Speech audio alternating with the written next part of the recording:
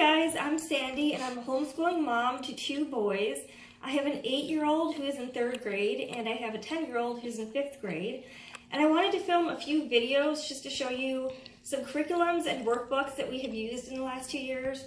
So I pulled my boys out of public school 2 years ago, and I'm definitely not an expert in the long-term usage of the curriculums, but I can tell you what we liked and what you didn't like, and I really wanted to show these videos so that you can actually flip through the books and see the curriculums that I've actually used, especially if you have little boys. Hopefully you can get some ideas. All right, so let's get started. So this is what we're using right now for science. It's not really the normal curriculum that you see a lot. It's Super Science grades 4 to 6, and it's divided into different units. It's in a box, so it's easy to store, and each unit has its own folder.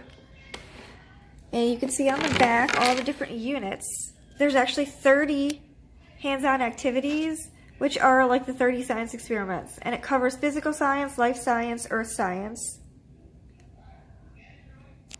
So there's 2 science experiments for each folder. And here's the folder on volcanoes.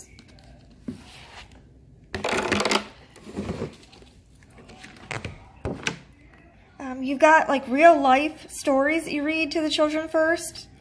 And then this one also has a diagram of it inside of a volcano. And for each science experiment, you've got a worksheet for the kids to fill out. This is one of them. And this is the other worksheet. And then you've got these removable cards that tells you how to do each experiment. And there's also a list of the materials. And you can see the materials are all pretty easy. Same with this one, creeping crust, the second experiment with this unit. And as well, these materials are all very easy to find. And this is kind of like laminated, this card. So if they get a little bit wet, you can just wipe it off. And also for each unit, I have extra books that I'm going to be reading the kids. And here's the 2 books I have for this one.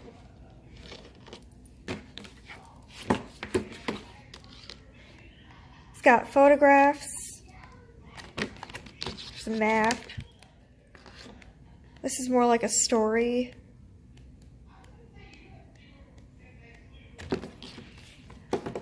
And we're really enjoying it.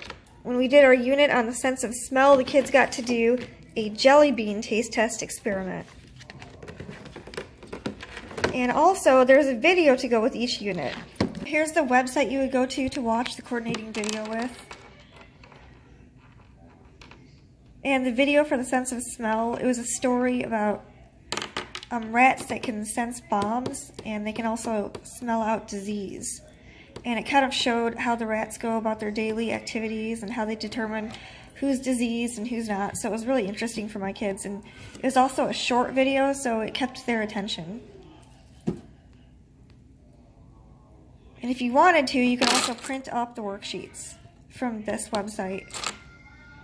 So this is a curriculum that I bought this year, and I was planning on using it, but I decided not to. I believe it's for grades 4 to 8. And since my children are in 3rd grade and 5th grade, I decided I might wait a year or 2. But it's Christian Kids Explore Chemistry. And I've already flipped through this. It actually looks like a really, really good curriculum. It's divided into units and lessons.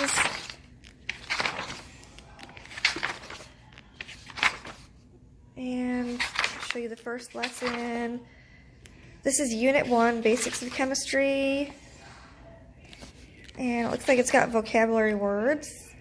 The first lesson is Introduction to Chemistry, so there's an area for the child or the parent to read. There's a second page for the child or the parent to read. And then there's a little review activity for the kids to fill in. And after that, you've got your science experiment.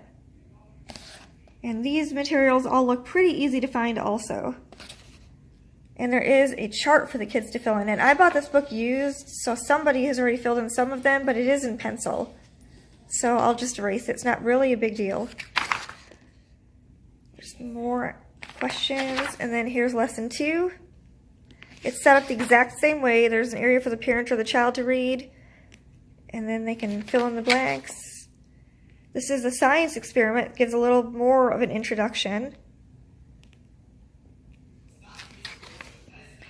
And when I had bought this, I'd heard there were coloring pages in it. I really didn't see too many in this. Maybe somebody had ripped them out before I had bought it. But I did find a few coloring pages towards the back. There was maybe about 5 of them.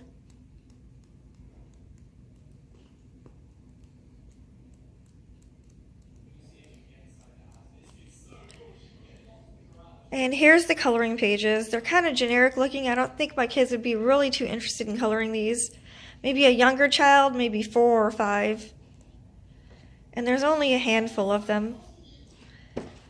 So that is Christian Kids Explore. So last year we used the Trail Guide to Learning Path of Exploration science program, and I was actually a little disappointed in this program. My kids like to do science experiments, they like the hands-on projects, and this really had a lot of bookwork, a lot of drawing, but it didn't have a whole lot of hands-on science experiment stuff for them to do. And I felt like the science lessons they were learning were not sinking in very well. So this is the main textbook for it. And it's kind of boring. There really isn't too many colored pictures. There's some maps. It's divided into 3 age levels. So this read aloud and discussion, there's 3 different things for different age levels to do. This is going to be your 3rd grade. This symbol is for 4th, and this symbol is for 5th grade. And my son was in 2nd grade last year, but he did the 3rd grade, and he can handle it just fine. No problems at all. And this is a typical science worksheet that you would get in one day. It looks like they want you to draw pictures of birds or copy pictures of birds from this wildlife book. And then you have to put in a little bit of information about the birds. So it's really not too far into depth. And if your kids like doing workbooks, they would probably really like doing this, but my children didn't really get much out of it. And so this book, North American Wildlife, is a really good book, and I did end up holding on to it when we finished the curriculum. You can see there's really good descriptions, and there's a lot of color pictures that are done in beautiful colors. So if my kids ever have a question about an animal, I can just pull this out and read to them from it.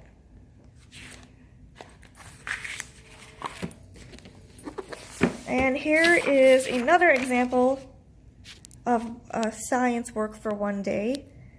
It looks like you just have to draw these, and it gives a little bit of information about them, and that's it, and you're done for the day. There was actually a second coordinating book you would use for the Trail Guide to Learning Science program.